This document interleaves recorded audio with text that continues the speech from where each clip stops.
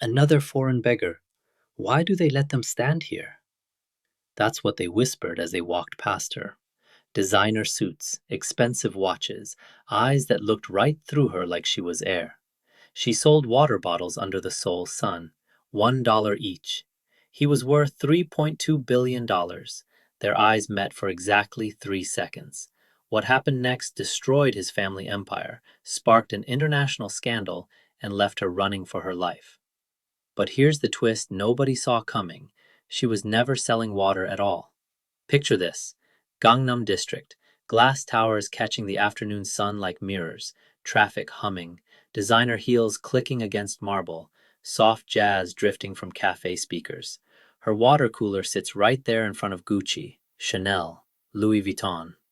Seoul summer heat pressing down like a weight, sweat trickling down her neck, condensation cold against her fingers. The air smells like expensive perfume mixed with street vendor kimchi. Car exhaust, fresh cut flowers. She licks her dry lips, tastes salt, tastes survival. People barely looked at her. She was background noise in their gilded lives, invisible. But here's what they didn't know. Amara Thompson wasn't a dropout. She was Stanford's computer science valedictorian. And those water bottles? They had nothing to do with tuition. Look closer at the labels. Tiny QR codes, barely visible. When scanned, encrypted sites, corporate espionage files, trade secrets worth millions. She wasn't selling water, she was a spy. And she was very, very good at being invisible. Then Park Jin-woo stopped walking. 29 years old, CEO of Korea's third largest tech company, designer suit that cost more than most people's cars, bodyguards trailing 10 feet behind. His voice cut through the noise, cold, commanding, the voice of a man who'd never been told no. I'll take them all. She looked him dead in the eye, American accent clear as day. I don't accept charity. His eyebrows lifted, just slightly. No one talked to him like that, ever. Everyone thought they knew this story. Struggling foreign student, wealthy Korean executive, love crossing class lines. Tale as old as time, right? Wrong. This wasn't a fairy tale. This was corporate warfare disguised as romance, espionage wrapped in attraction, betrayal dressed up as love. And when the truth came out, it cost them everything. You're about to witness betrayal that made international headlines, redemption that nobody saw coming, and a love so dangerous it nearly destroyed 2 lives and $1 billion empire. But before we go any further, drop a comment. Where are you watching from? And hit subscribe if you want to see how this impossibly twisted story ends. Because what happens next? You won't believe it even when I tell you. For 6 months, Amara stood on that exact corner every single day, 3 p.m. to 7 p.m., rain or shine, exactly 48 bottles in her cooler. She smiled at everyone who passed. Most looked through her like she was glass. Her dark skin made her stand out in Seoul's sea of sameness. Her American accent tagged her instantly: foreigner, outsider, other. In one of the world's most homogeneous societies, she was otherness personified. And that's exactly why Titanium Ventures chose her.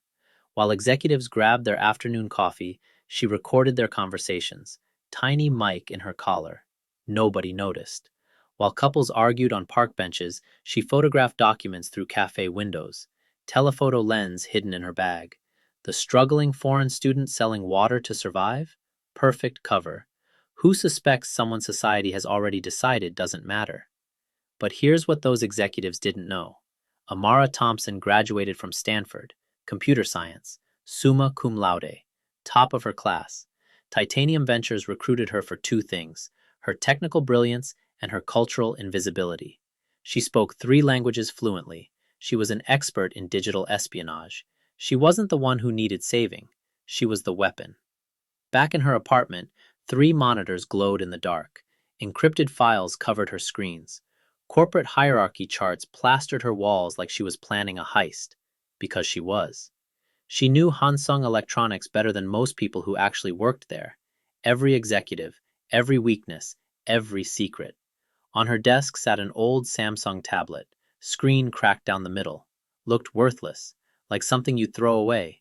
She kept it plugged in 24/7, never let it out of her sight. What she didn't know yet, That broken tablet was recording everything, every conversation, every whispered confession, every lie she was about to tell. And when someone finally discovered what was on it, the entire plan would explode in ways nobody could predict. But on day 17, something happened that Titanium Ventures never planned for. Something that would change everything. Park Jin-woo stopped walking past. Park Jin-woo was 29 years old, worth $3.2 billion. Korea's most eligible bachelor. His face on magazine covers, his name in headlines. But he hadn't felt alive in 3 years. This wasn't about money or power. This was deeper, darker. After his younger brother died in a car accident, something inside Jin-woo just shut down, like a light switch flipped off. Doctors called it survivor's guilt, prescribed therapy, medications. Nothing worked. He called it something simpler, existing without living. He moved through life like a ghost in an expensive suit, present but not really there, breathing but not feeling. His heart pumped blood, but that was just biology, nothing more. Therapists couldn't reach him. Medications just numbed him further. He'd given up on feeling anything, until her. Day 17. He bought all her water, $12 total, left a $1,000 tip on top. She looked him dead in the eye. I don't accept charity. For 3 seconds their eyes locked, and for the first time since his brother died, Jin-woo felt his heart actually beat. Not just pump blood through his veins, any corpse can do that, but beat with purpose, with curiosity, with something that felt dangerously close to life. His hands trembled, just slightly. What is this? She looked at him like he was human, not a bank account with legs, not a CEO title, not the Park family heir, just human, like she could see something inside him that he'd forgotten existed. He wanted to thank her, to ask her name, to understand why this stranger's eyes made him feel like waking up from a 3-year coma.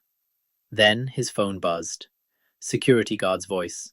Sir, your mother is calling. The board meeting starts in 10 minutes.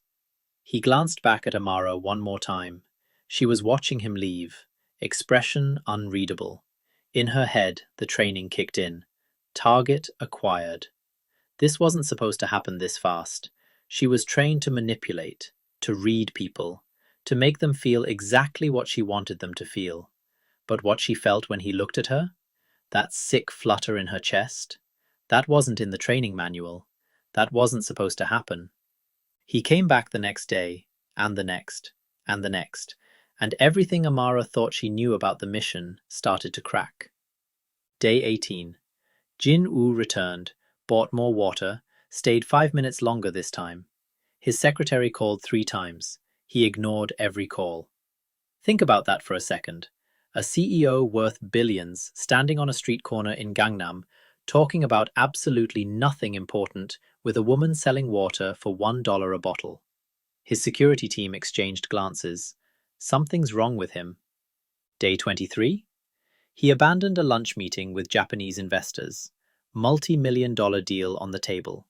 Just walked out. Headed straight to her corner. Rain pouring. No umbrella.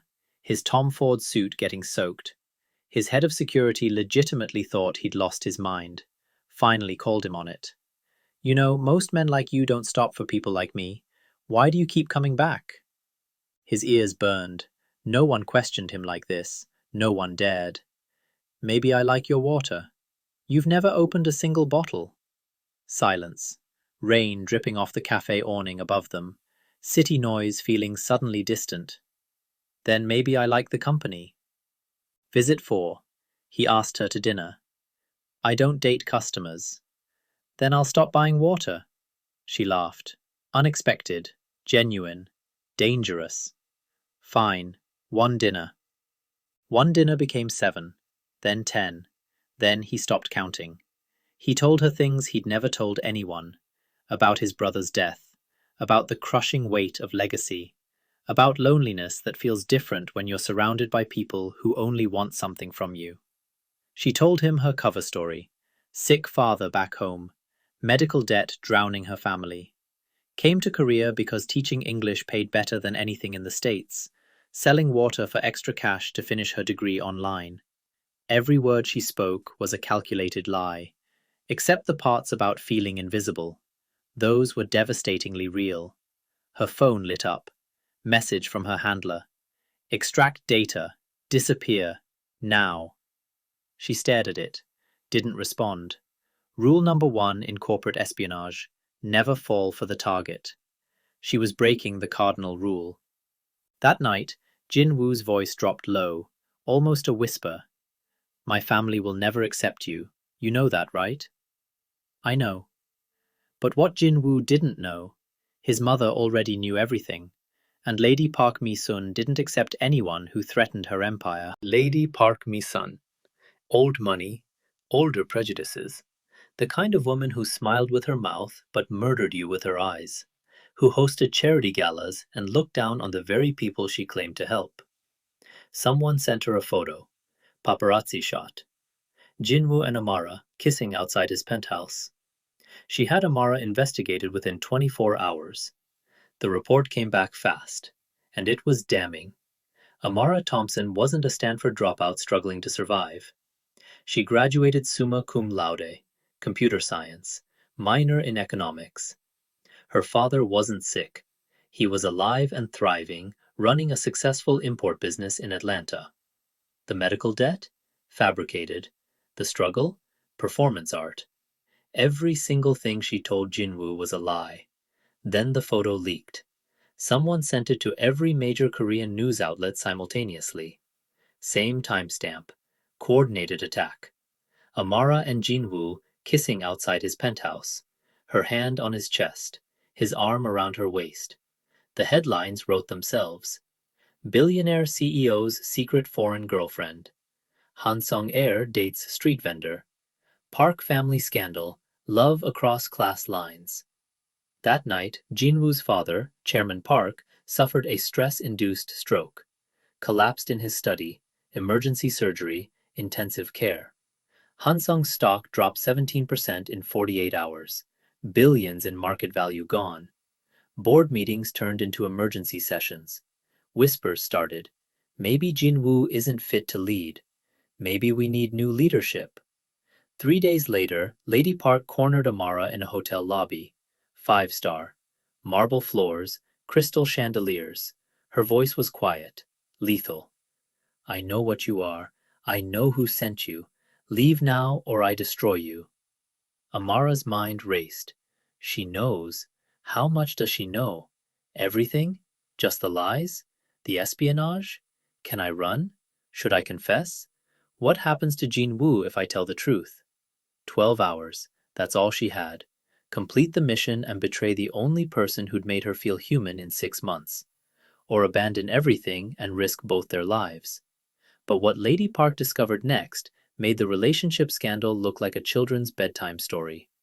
Because those water bottles? They weren't just water bottles. Jin-woo's head of security was thorough. Too thorough. While investigating Amara's background, he decided to check everything, even grabbed one of her water bottles as evidence. That's when he noticed something odd. Under the label, printed so small you'd miss it unless you were looking, a QR code. When scanned, it led to an encrypted site, password protected, corporate files, Hansung's proprietary technology blueprints, trade secrets worth hundreds of millions. Amara wasn't selling water, she was selling information. 6 months of corporate espionage, recorded conversations, photographed documents, executive schedules, security protocols, everything. Every smile was calculated, every word was strategy, or at least that's how it was supposed to be. The investigation dug deeper, found the money trail. Titanium Ventures, Silicon Valley firm. They'd been planning a hostile takeover of Hansung for 18 months. They chose Amara specifically. Young enough to seem harmless, skilled enough to get the job done. Black, foreign, female, invisible in Korea's homogeneous society. The perfect spy. Her mission was simple. Infiltrate, gather secrets, identify weaknesses, disappear. But then Jin-woo stopped and bought her water, fell for her smile, started coming back every day, changed everything. Her handler's messages grew increasingly frantic. Extract, disappear, now. Mission compromised, abort, respond immediately. She kept stalling, kept seeing him, kept falling deeper into something that was never supposed to happen.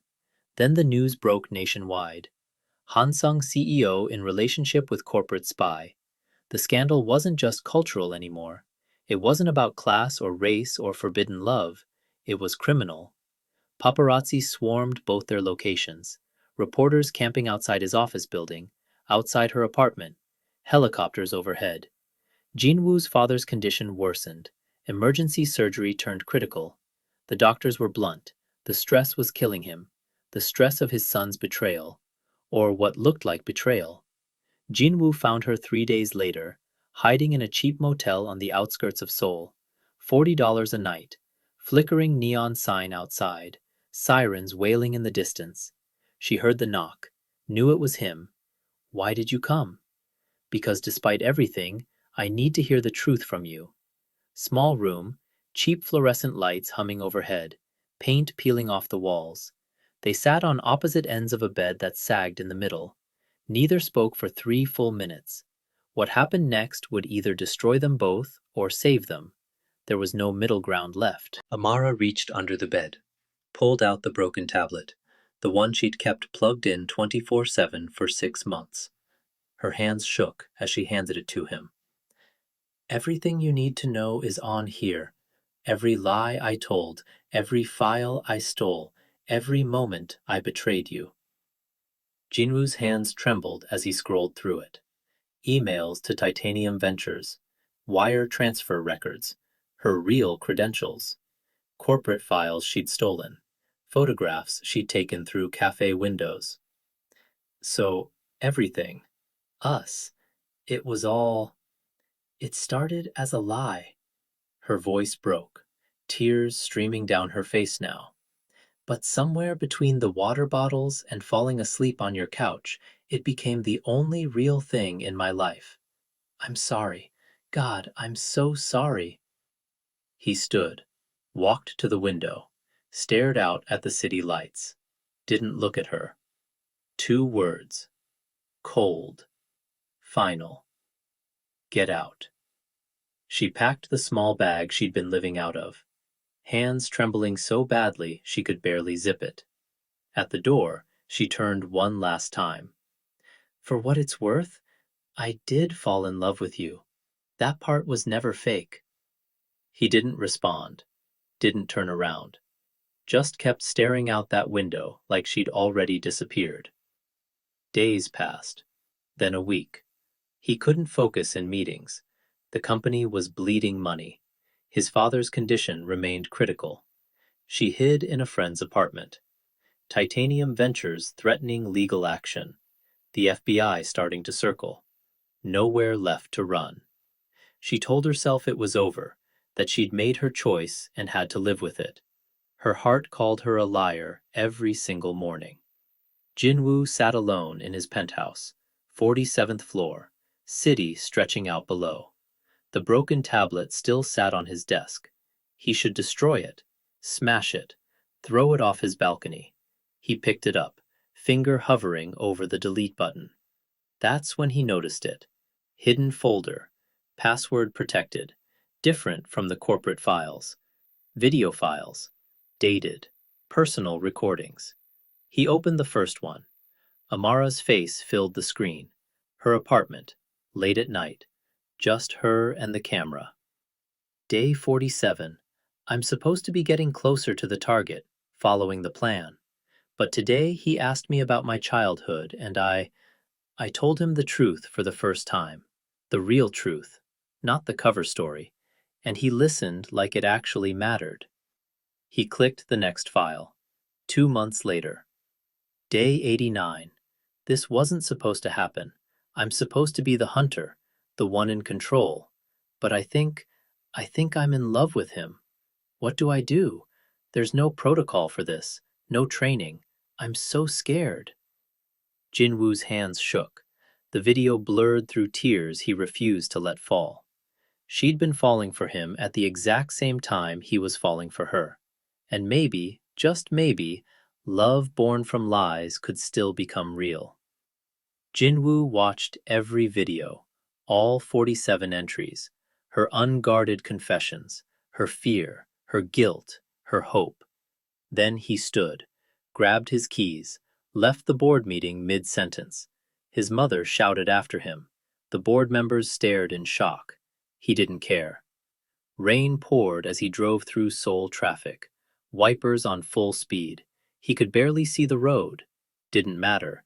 He knew exactly where she'd go. Incheon Airport, International Terminal.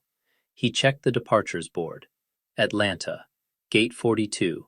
Boarding in 90 minutes. He ran. Actually ran. Bodyguards chasing behind, confused. Security yelling at him to slow down. There. Gate 42. Boarding pass in her hand. About to disappear forever. Don't go. She turned, eyes swollen from crying, face pale. Why? So you can hate me up close instead of from a distance? No, so I can choose you anyway. She shook her head, tears falling faster. I'm terrified. Of what? That you'll see the real me and realize I'm not worth this, not worth your father's health or your company's reputation or your family's respect. He stepped closer, close enough to touch. I've seen the real you, the one in those videos, the one who told me the truth about her childhood even when she wasn't supposed to, the one who fell in love despite every rule telling her not to. Another step. That's why I'm here. He pulled her into his arms, right there in the airport terminal, crowds flowing around them like water around stones. It wasn't passion, it was desperation. Two people clinging to something real in a world that said they couldn't exist together. His voice broke against her hair. I thought I was dead inside. 3 years of feeling nothing. Therapists, medications, nothing worked. And then you looked at me like I mattered. Like I wasn't just a name on a business card or a number in a bank account. She pulled back just enough to see his face. You made me feel seen when I'd spent 6 months training myself to be invisible. Come back with me. We'll face this together. Your family will deal with it. The company will survive. My father will recover, or he won't. But I won't survive losing you. Not when I just learned how to feel alive again. What happened next made international headlines, but not in the way anyone expected. Jin-woo didn't just forgive Amara, he weaponized her betrayal. Used every piece of evidence she'd gathered, all those emails, wire transfers, corporate files, to expose Titanium Ventures publicly. Called a press conference, laid it all out. Names, dates, money trails. The FBI launched immediate investigations. International task forces got involved. 3 Titanium Ventures executives were arrested within a week. Silicon Valley's dirty war against Korean tech companies made front-page news worldwide. And Hansung? Their stock didn't just recover, it soared. International sympathy poured in. The company that survived corporate espionage and came back stronger. Jin-woo became the youngest CEO in company history to expand internationally, turned a scandal into a victory. His father recovered, slowly, saw the news coverage, saw his son turn a nightmare into a triumph. Even Lady Park Mi-sun eventually accepted Amara, not with warmth, but with respect. They married quietly 6 months later. No press, no spectacle, just 2 people who chose each other despite everything. Amara testified at the trials, turned state's evidence, helped prosecutors build their case. Now she runs Hansung's International Ethics Division, a department created specifically to prevent what she almost did to them. Poetic justice or ironic punishment, depends who you ask. But here's what haunts Amara even now. She still has nightmares about those water bottles, still wakes up at 3 a.m. wondering, if Jin-woo had walked past her one more time without stopping, would she have gone through with it? Would she have destroyed him? Some questions don't have answers. Some love stories start with lies, but end with truth. And sometimes, The person who heals you is the one the world says you shouldn't choose. So tell me, was Amara wrong to spy on him in the first place? Team forgive or team never trust? Comments. Now, if you were Jin-woo, could you have forgiven her after seeing that tablet? Drop a fire emoji if you would, ice emoji if you couldn't. Which moment broke your heart the most? The confession in that motel room? The airport scene? Those video diary entries? And if you're crying right now, you're not alone. This story hits different. If you love this, wait until you hear about the Korean prosecutor who fell for the woman he was supposed to prosecute. That one's even more devastating. Subscribe so you don't miss it, because these stories, they're just getting started.